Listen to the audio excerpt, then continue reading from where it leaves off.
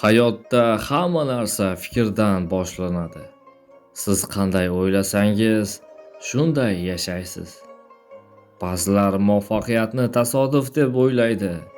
Aslida u fikrlarning natijasi.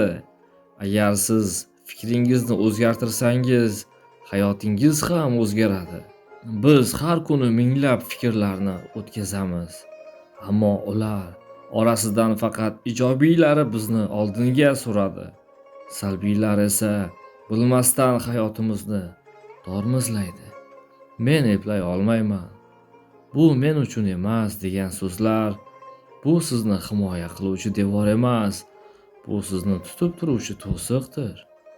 Agar siz buni uddalayman, menga imkon berilsa men o'zgartiraman deb o'ylasangiz, miyangiz imkoniyat qidiradi.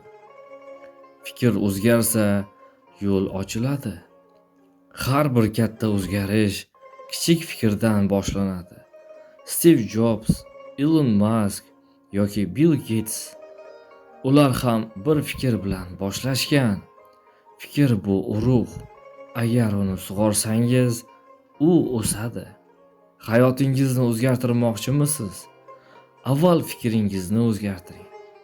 Men buni qila olaman degan bir jumla sizni butunlay boshqa hayot sari olib chiqadi. Hayotingizni o'zgartirish uchun sizga $1,000,000 shart emas. Sizga kerak bo'lgani to'g'ri fikr. Chunki hamma narsa shundan boshlanadi. Shunday ekan, bugundan boshlab o'ylang. Men uddalay olaman. Men o'zgaraman. Men o'zimning eng yaxshi versiyam bo'laman. Chunki siz qanday o'ylasangiz, siz shunday insonsiz.